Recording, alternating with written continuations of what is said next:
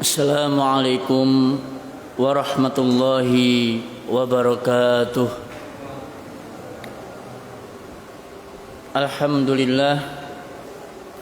Alhamdulillahi rabbil alamin, wal aqibatu lil muttaqin, wala udwana illa 'alal zalimin. Allahumma shalli wa sallim wa barik ala sayyidina wa maulana Muhammadin sallallahu alaihi wasallam wa ala alihi wa ashabihi wa man tabi'ahum bi ihsanin ila yaumiddin. Qala Allah ta'ala fil Qur'anil Karim, ya ayyuhalladzina amanu taqullaha haqqa tuqatihi wa la tamutunna illa wa antum muslimun. Bapak Ibu kaum muslimin dan teman-teman sekalian yang semoga dirahmati dan berkahi Allah Subhanahu wa taala, kita masih melanjutkan pembahasan kita tentang mafatihur rizqi, kunci-kunci rizki, sampai pada nomor yang ke-7. Kata Syekh Dr. Fadl Ilahi, kunci rizki yang ke-7 adalah al-infaqu fi sabilillahi ta'ala, berinfak di jalan Allah Subhanahu wa ta'ala.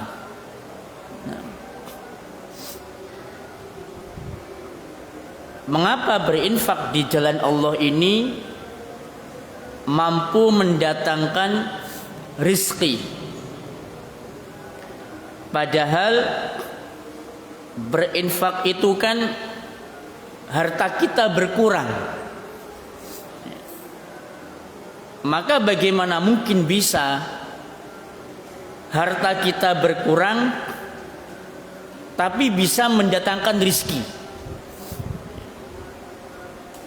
Yaitulah perhitungan matematika manusia, ya. Punya uang 10.000, dibelanjakan 5.000, diinfakkan 5.000, ya berkurang 5.000, sisa 5.000. Maka bagaimana mungkin sisa 5.000 itu bisa bertambah, ya. Itulah terkadang perhitungan matematika yang kebanyakan meleset, ya, dalam perhitungan manusia. Tapi Allah Subhanahu wa ta'ala enggak, ya. Allah Subhanahu wa ta'ala memberikan janjinya bagi orang-orang yang berinfak di jalannya. Antum bisa lihat dalam surat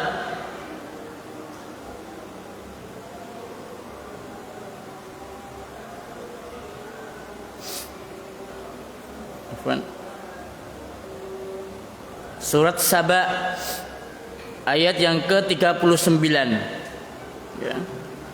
Wa ma anfaqtum min syai'in fahuwa yukhlifuh.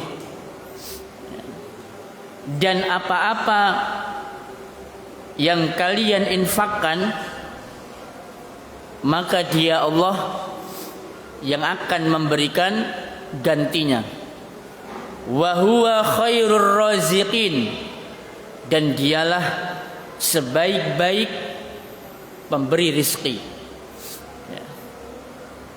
Coba kita perhatikan di sini, Allah Ta'ala memberikan janji barang siapa apa-apa, ya, yang kita infakkan di jalan Allah, fahuwa yukhlifu, Allah akan memberikan gantinya. Kemudian Allah lanjutkan dengan wa huwa khairur raziqin, Dialah Allah sebaik-baik pemberi rizki. Dan ini janji Allah Subhanahu wa taala tidak akan mungkin diingkari. Ya. Janji Allah Subhanahu wa taala tidak mungkin diingkari. Apa yang dimaksudkan dengan infak di jalan Allah ini? Dr. Fadl Ilahi mengutip pendapat Asy-Syaikh Ibnu Asyur, ya, di dalam kitab tafsirnya. Kata beliau, wal muradu bil infaqi, yang dimaksud dengan infak itu adalah al infaqul muraghabu fihi fid dini, yaitu infak yang diperintahkan di dalam agama. Kal infaqi alal fuqara'i, seperti berinfak kepada orang-orang fakir. Wal infaqi fi sabilillahi linasrid dini, dan infak di jalan Allah untuk menolong agamanya. Ya.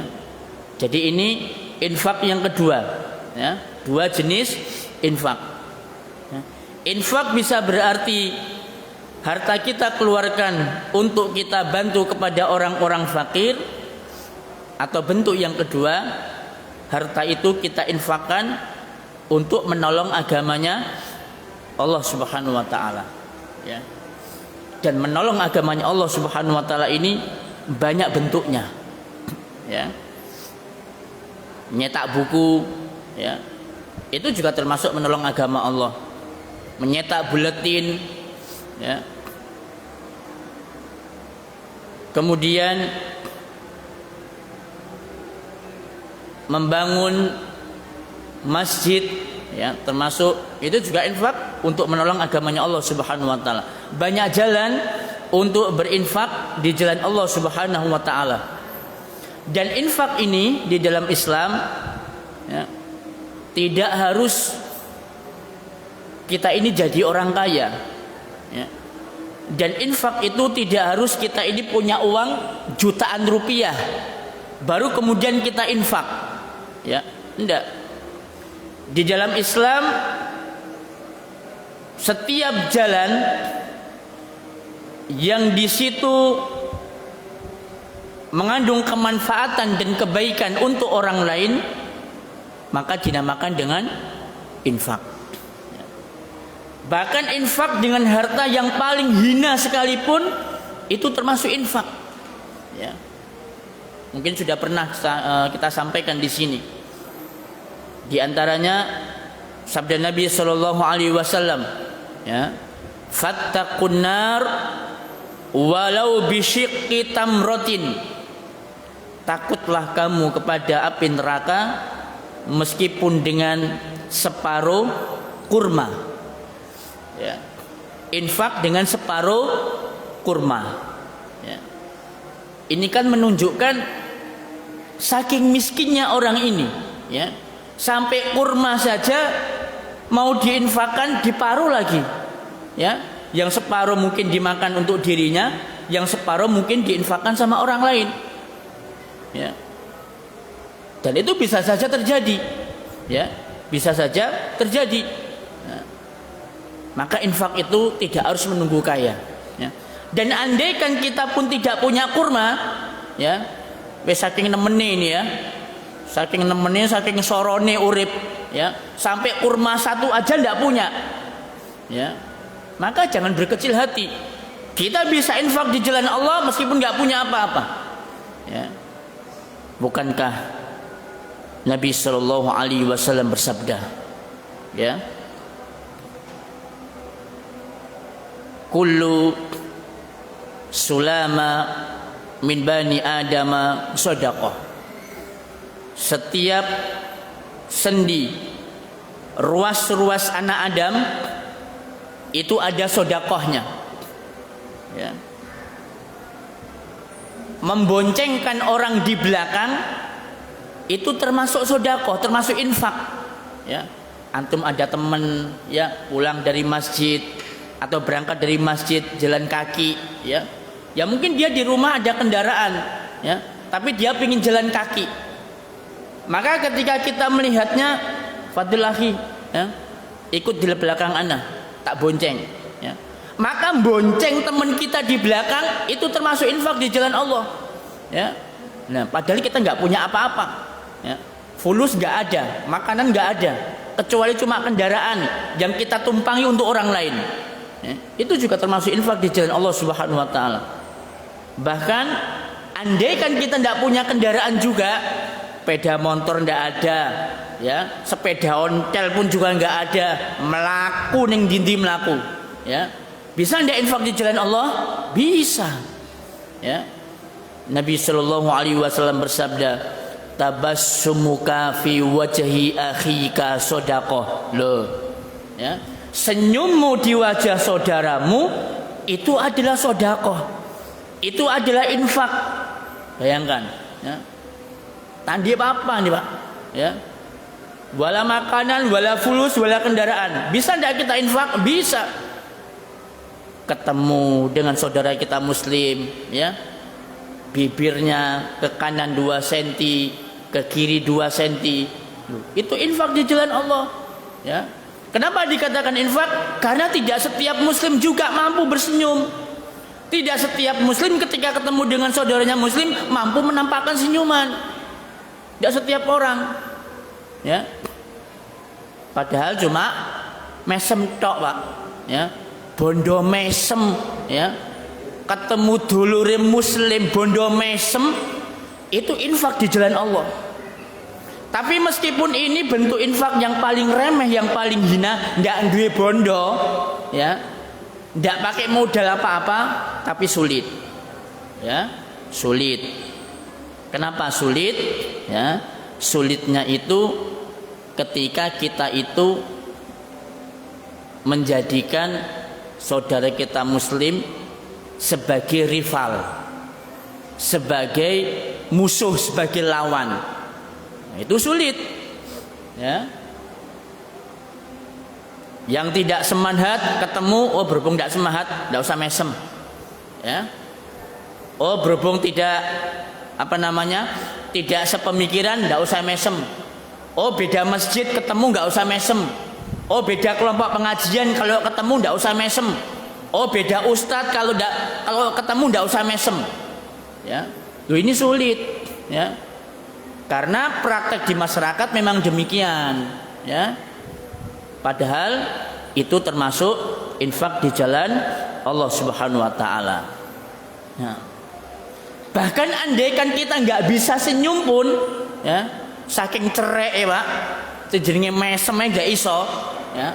Ketemu sama saudara kita muslim mesem nggak iso, nggak bisa. Saking nemeni. Andaikan itu tidak bisa kita lakukan, masih ada jalan lain, ya. Ketika para sahabat itu berkata kepada Nabi Shallallahu Alaihi Wasallam, ya Rasulullah, zahaba ahlud dusuri bil ujur. Orang-orang kaya itu mendahului kami dalam masalah pahala. Nabi tanya, wa madzaka? Apa itu? Ya.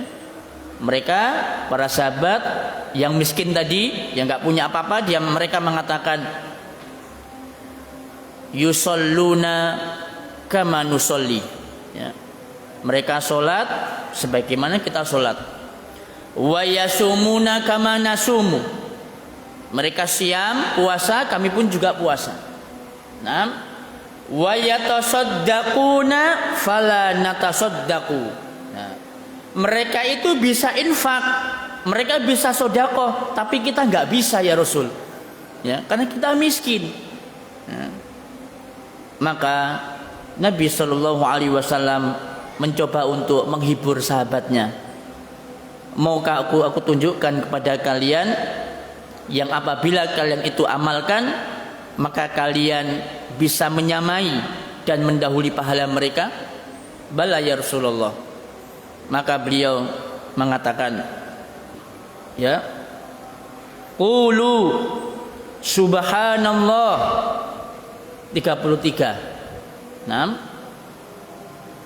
walhamdulillah 33, wallahu akbar 33, fi kulli duburis shalah, di setiap selesai melaksanakan sholat. Dipraktekkan sama para sahabat yang miskin tadi. Setiap sholat baca subhanallah 33, alhamdulillah 33, Allahu akbar 33, ya.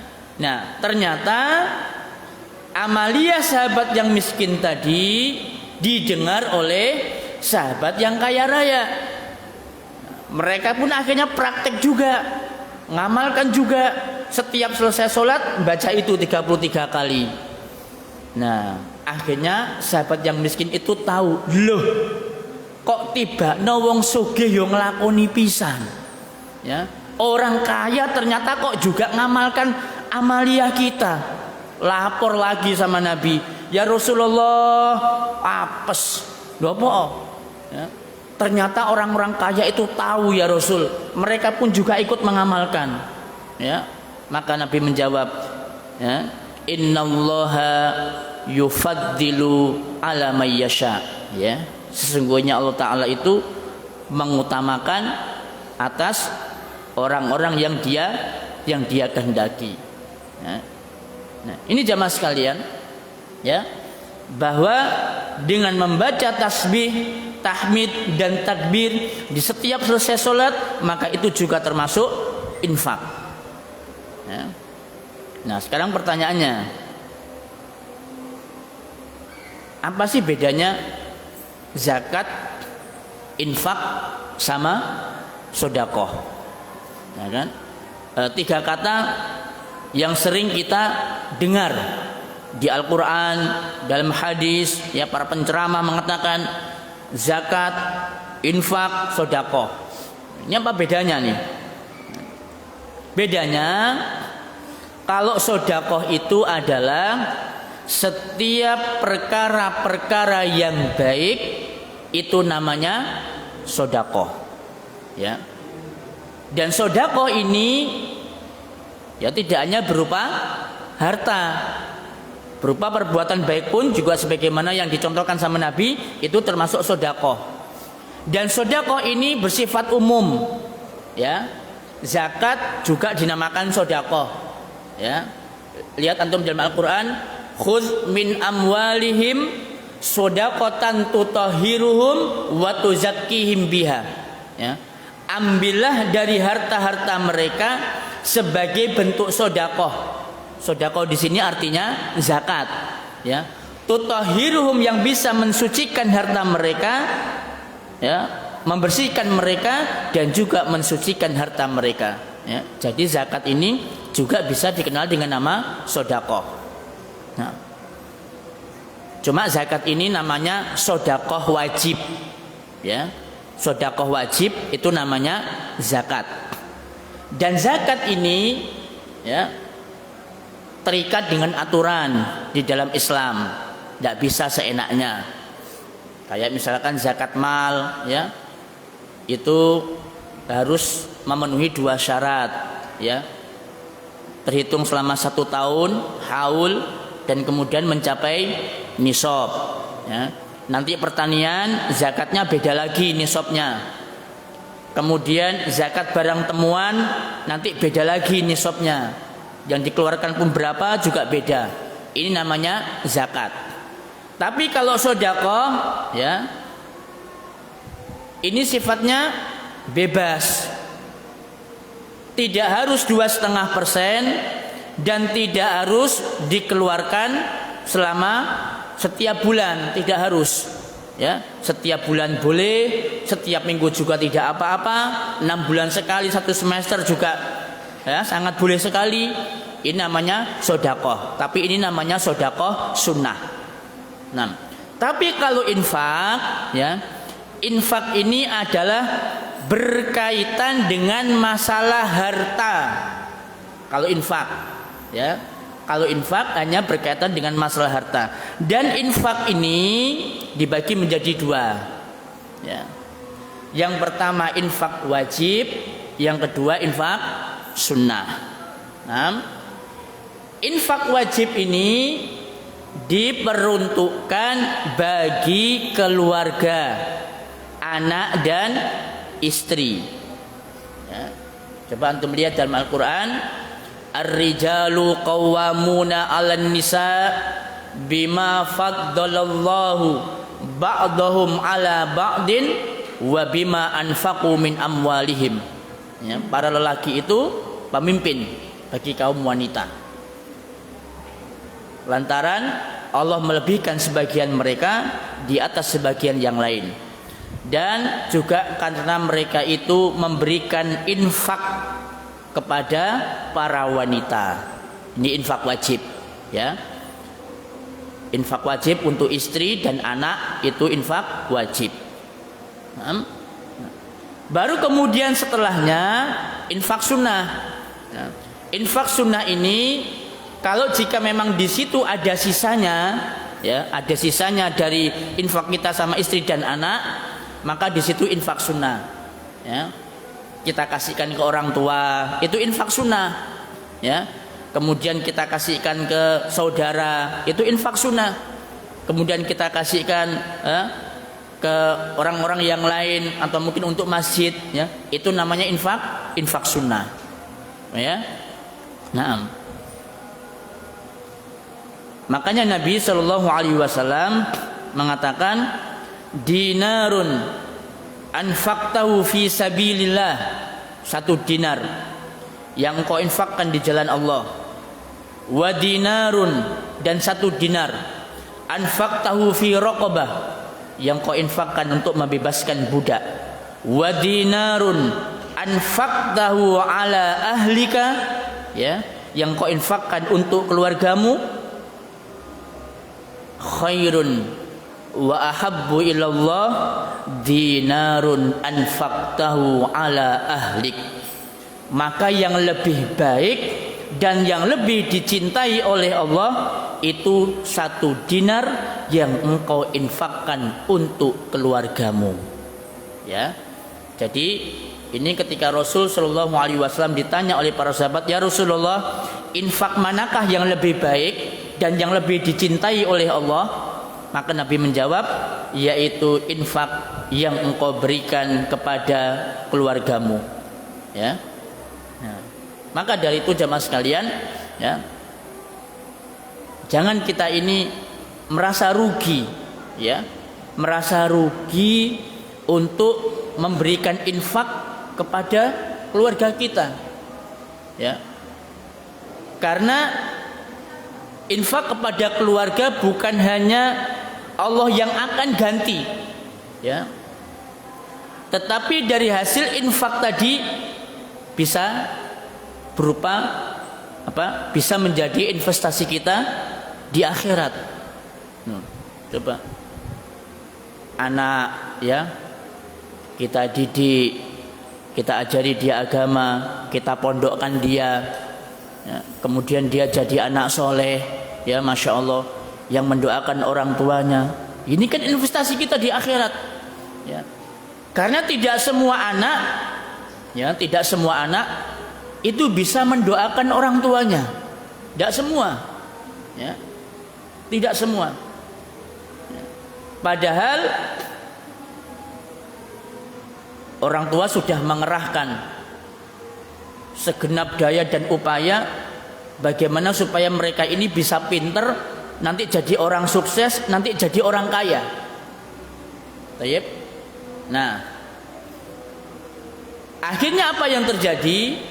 Ya, yang terjadi adalah hanya kekayaan yang didapatkan oleh anak-anak kita, tetapi mereka nggak bisa bermanfaat sedikit pun untuk orang tuanya. Ya.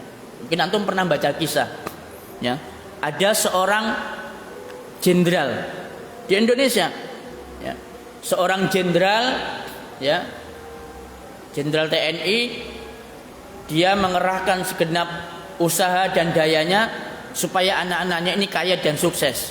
Dan benar, ya, semua ketiga anak-anaknya ini kuliahnya di luar negeri semua, ya, kuliahnya di luar negeri dan kerjanya pun juga di luar negeri.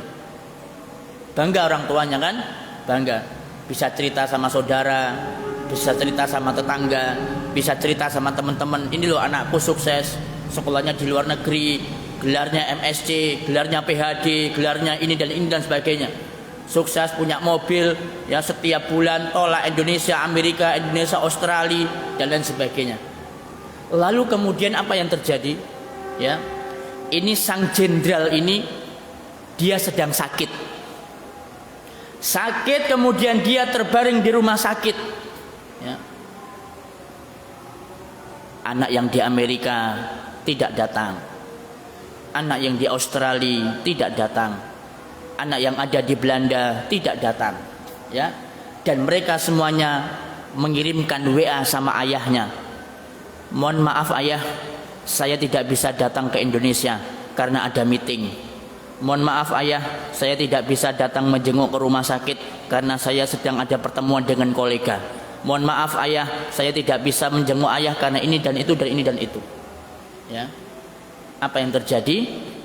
Langsung kemudian sang jenderal ini pun dia kemudian menyesal. Ya. Ternyata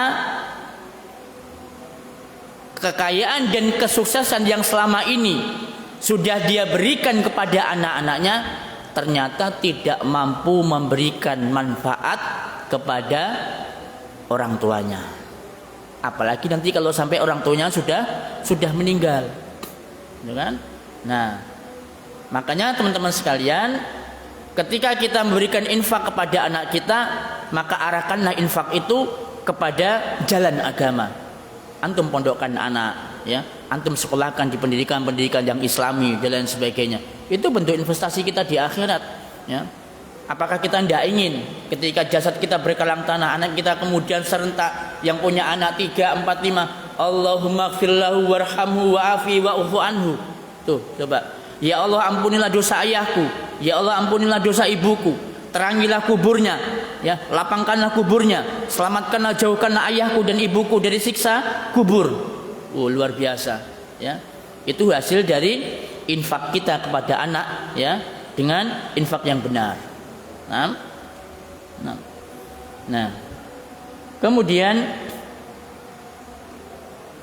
ayat yang berikutnya, ya, dalil bahwasanya orang-orang yang berinfak di jalan Allah Subhanahu wa taala itu akan diberikan rizki. Lihat surat Al-Baqarah ayat 268. Ya. Al-Baqarah ayat 268. Allah taala berfirman, "Asy-syaitanu ya'idukumul faqra." Syaitan itu menjanjikan kepada kalian kefakiran, kemiskinan. Wa ya'murukum bil fahsya'i, dan syaitan memerintahkan kepada kalian dengan perbuatan keji. Wallahu ya'idukum maghfiratam minhu wa fadla, dan Allah menjanjikan kepada kalian ampunan dan karunia. Wallahu wasi'un alim, dan Allah maha luas lagi maha mengetahui. Ya. Coba ini yang antum perhatikan. Ya. Jadi kalau ada seorang muslim itu yang punya jiwa dan semangat untuk berinfak, syaitan itu paling tidak senang dan paling alergi. Ya. Kenapa tidak senang? Karena kalau orang itu dia infak, ya, maka dia akan mendapatkan posisi dan kedudukan yang tinggi di sisi Allah Subhanahu wa taala. Makanya dia nggak senang. Ya. Maka sebagai bentuk rasa tidak sukanya syaitan, maka dia memberikan iming-iming dan janji-janji. Ya.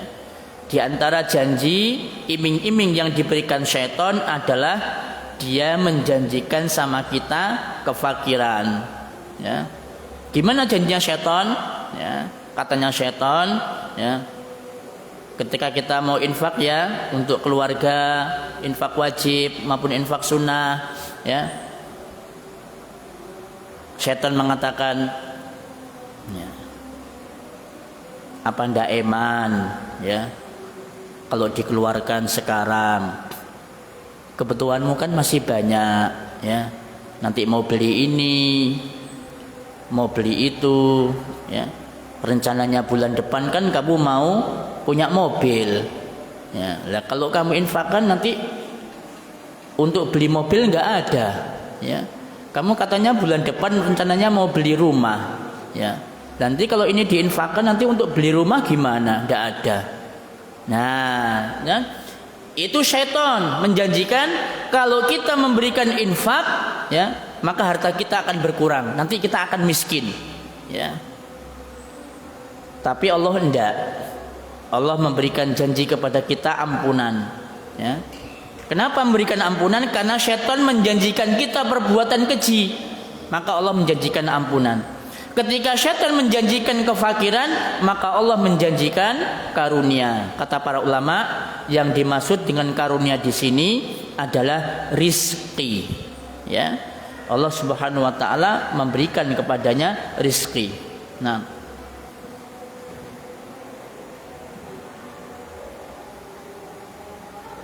kemudian dalil yang ketiga, ya.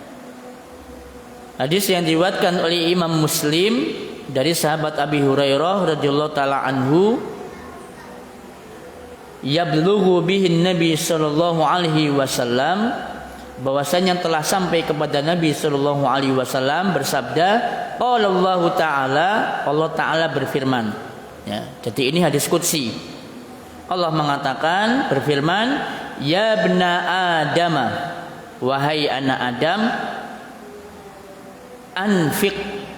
unfik alaika ya, berinfaklah maka niscaya aku akan berinfak kepadamu ya. Ini janji Allah, wahai anak Adam, berinfaklah maka niscaya aku akan berinfak kepadamu. Dan setiap hari dua orang malaikat ya, dua orang malaikat setiap hari, setiap pagi itu senantiasa mendoakan orang-orang yang infak dan mendoakan orang-orang yang tidak infak ya. Nabi sallallahu alaihi wasallam bersabda, ma min yaumin, tidak ada satu hari, yusbihul ibadu fihi, yang mana seorang hamba ya, para hamba pada pagi hari yang dia dalam keadaan berinfak, illa malakani yanzilani, melainkan dua malaikat itu akan turun ya. Malaikat yang satu mengatakan, fayaqulu ahaduhuma, salah satu malaikatnya itu mengatakan, Allahumma a'ti munfiqan khalafan, ya Allah, berikanlah ganti kepada orang yang berinfak ya. Ini kita didoakan sama malaikat ya. Kalau didoakan sama malaikat ya sudah pasti terkabulnya. Ya Allah, berikanlah ganti kepada orang yang berinfak ya. Malaikat yang satunya mendoakan, Allahumma a'ti mumsikan talafan, ya Allah, berikanlah kebinasaan harta bagi orang-orang yang bakhil ya.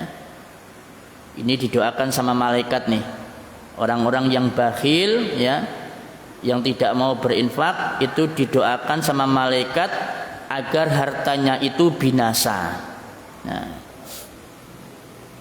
kalau sudah malaikat mendoakan kebinasaan harta kita ya, maka Allah pun akan memberikan kebinasaan sama harta kita dengan jalannya ya. Mungkin ya dicuri sama orang harta kita ya, itu termasuk kebinasaan harta. Harta kita kebakaran ya, termasuk kebinasaan harta. Kemudian terjadinya bencana alam yang menimpa harta kita, itu kebinasaan harta ya. Atau harta kita dibawa sama banjir ya, itu juga termasuk kebinasaan harta ya. Atau bisa jadi juga ya, harta itu dipakai hanya untuk sekedar ya apa ya, sesuatu yang tidak ada manfaatnya, ya, tidak ada manfaatnya. Sampai yang namanya dia bekerja bertahun-tahun itu nggak ono rupane, ya kan? Pernah kan kita ada lihat ada orang, ya, orang tua berkomentar sama salah satu anaknya, atau ada teman kita yang berkomentar sama salah satu temannya. Dia mengatakan, awakmu iki kerja pirang tahun sih, ya, kok ndak ono oleh kerjane.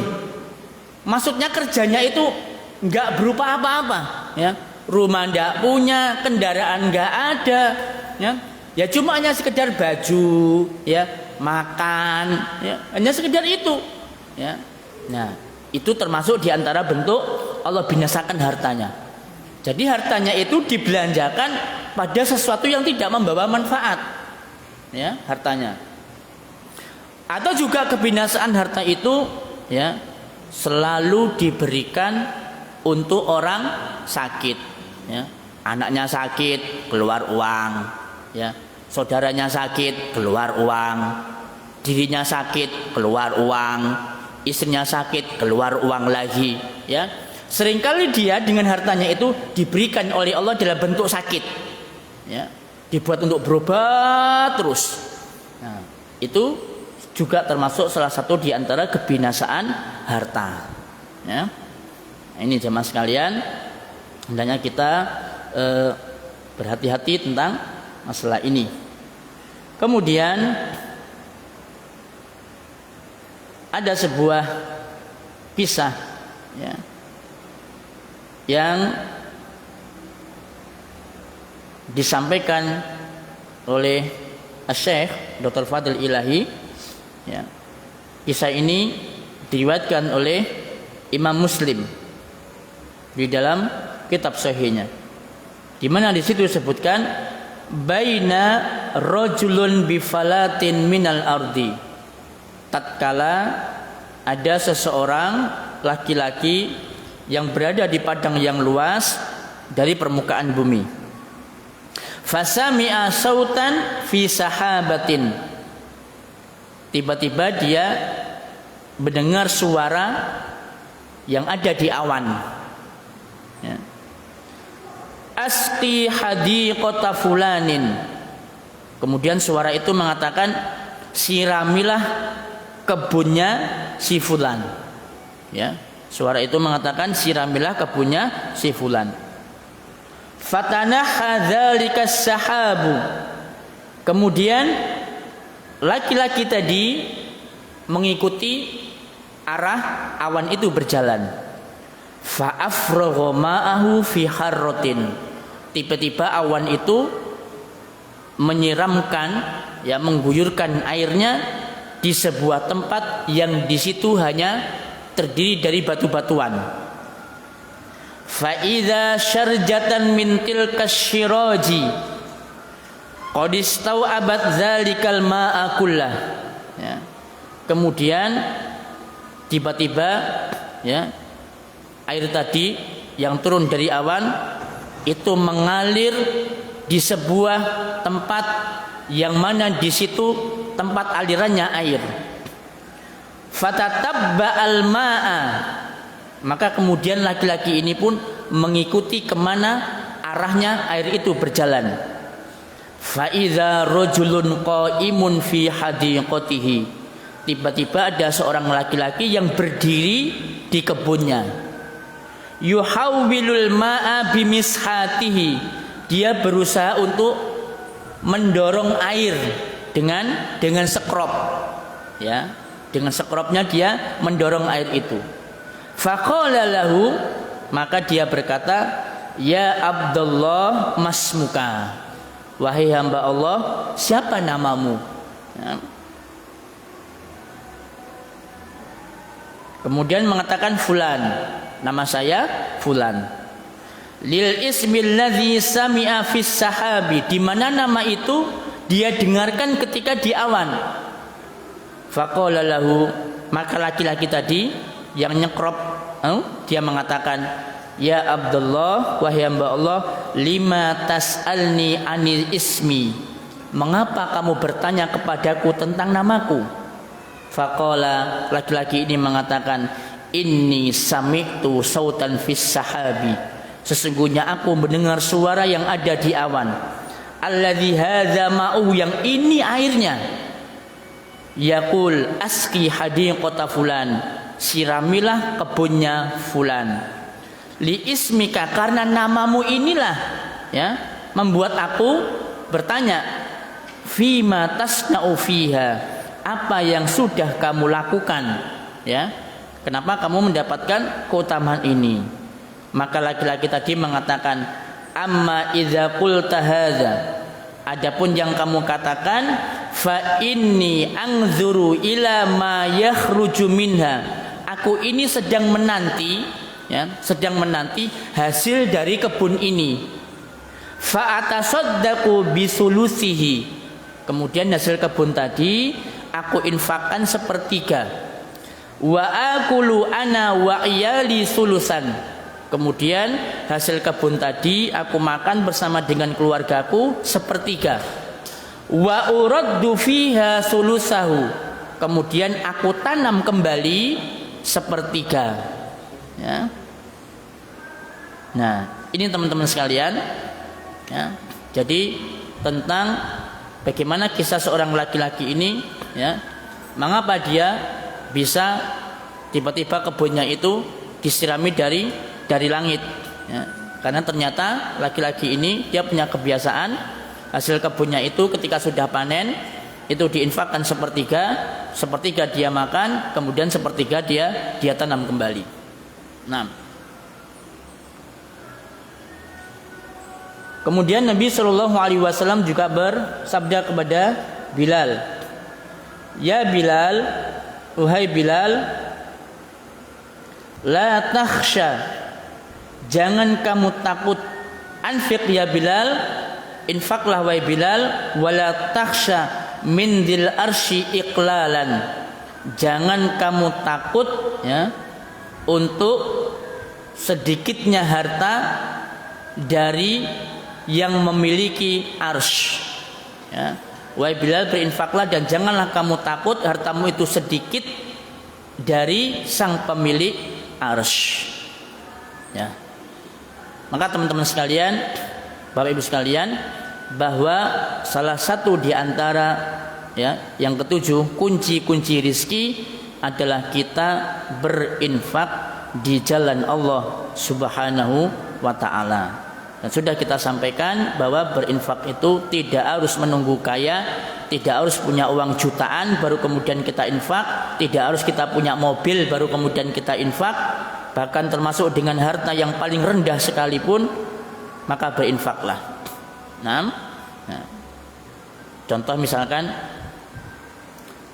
kita sedang belanja kepada seseorang, susuk 1000, ya, ada kembaliannya 2000, ya, maka kasihkan saja kembaliannya 1000 2000, dapat kembaliannya ambil saja, ya. Ini juga termasuk infak di jalan Allah. Cuma infak pakai uang 1000 2000, susuke blonjo, ya, itu termasuk infak, ya. Dan Allah Subhanahu wa taala akan ganti itu infak 1000 maupun 2000, ya. Nah, itu teman-teman sekalian contoh sederhana di dalam masyarakat, ya. Ketika kita berinfak, ketika kita belanja, ada kembaliannya 1000 2000, maka tidak usah diambil kembaliannya. Nah, wallahu ta'ala bisawab, ya. Ini berkaitan tentang kunci rezeki yang ketujuh, yaitu berinfak di jalan Allah Subhanahu wa taala. Baik. Mungkin sebelum kita akhiri, ada yang mau disampaikan atau ada yang mau ditanyakan, dipersilakan.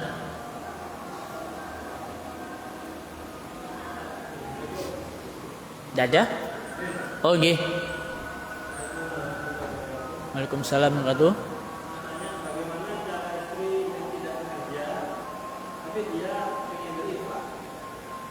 Istri tidak bekerja, ingin berinfak.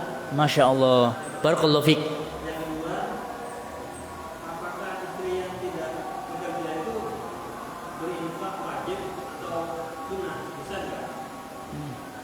Nggih. Barakallahu fikum nggih. Ini ada seorang istri yang dia cuma ibu rumah tangga. Tapi dia berinfak, ingin berinfak. Bagaimana Ustadz? Bisa enggak? Bisa. Ya. Dari mana dia berinfak? Dari harta suaminya. Ya. Maka ketika istri berinfak dari harta suaminya, maka pahalanya dua. Istri dapat pahala, suaminya juga dapat pahala. Ya, dua. Ya. Jadi istri tidak bekerja masih bisa dia berinfak lewat harta suaminya. Karena pada hakikatnya ketika harta yang diinfakkan suaminya kepada istrinya itu sudah berubah menjadi milik istrinya. Ya. Tidak boleh suami kemudian minta, ya. Jaluk duit Dik, gawe tuku bensin. Ya. Nah, itu makanya jadi perlu diatur, ya. Masalah pembagian infak nih, ya. Jangan dikasihkan semua sama istri, ya. Antum harus sisihkan untuk beli bensin, untuk beli kuota dan lain sebagainya. Karena pada hakikatnya harta yang sudah kita infakkan sama istri itu miliknya istri, itu kan, bukan miliknya suami. Maka jangan diminta lagi. Makanya jangan dikasihkan semua, ya, harus disisihkan untuk keperluan kita. Nah, kemudian pertanyaan yang kedua, istri yang tidak bekerja, ya, apa Pak?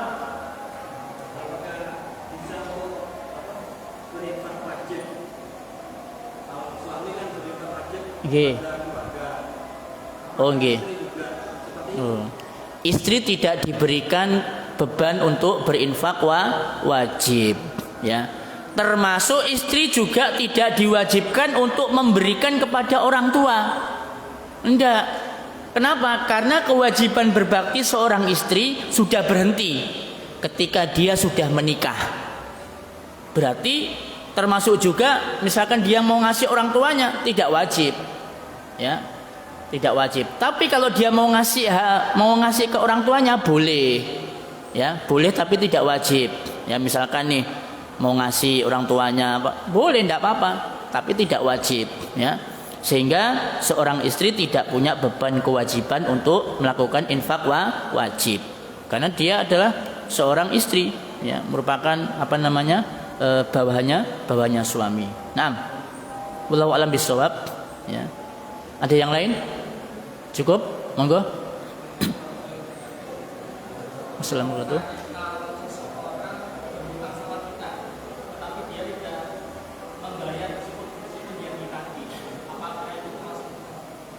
Oh, ada orang berhutang terus tidak mau bayar. Terus kita juga nggak nagih. Sudah ditagih, terus kita relakan. Nah, itu juga termasuk infak, ya. Fanadhiratun ila maisarah. Jadi kalau kamu punya kelapangan, maka bebaskanlah itu, karena itu merupakan termasuk sedekah atau infakmu kepadanya. Cuma, ya, nah ini ada cumanya nih. Jangan sampai itu dijadikan sebagai sebuah langganan. Maaf ya, karena ada teman-teman kita yang memang mengharapkan ketika dia berhutang, hutang itu akan dibebaskan. Ada yang punya begitu wataknya, ya. Jadi dia hutang ke sini, nanti harapannya dibebaskan. Hutang lagi ke situ, harapannya nanti dibebaskan. Hutang lagi ke situ, harapannya minta dibebaskan. Akhirnya kemudian dia mempunyai citra buruk di depan teman-temannya. Punya kebiasaan nek utang gak tahu bayar. Kenapa bisa seperti itu? Karena dia punya pendirian, punya pendapat, mugo-mugo utangku dibebasno. Nah itu Pak, itu juga tidak benar juga yang seperti itu, ya. Jadi jangan sampai punya harapan, punya anggapan antum kalau ketika hutang sama orang lain punya harapan nanti akan dibebaskan, sehingga kemudian kita ngulur-ngulur, ya, duit-duit gak dibayar no, punya uang nggak dilunasi hutangnya dengan harapan muga-muga dibebasno. Jangan seperti itu, ya. Karena itu akan menjadi tanggungan yang berat, ya, di sisi Allah Subhanahu wa taala. Nah, wallahu a'lam bishawab. Cukup ya insyaallah. Sampai di sini dulu pertemuan kita. Insyaallah akan kita lanjutkan kembali pada pertemuan yang akan datang. Subhanakallahumma wa bihamdika asyhadu an la ilaha illa anta astaghfiruka wa atubu ilaik. Wassalamualaikum warahmatullahi wabarakatuh.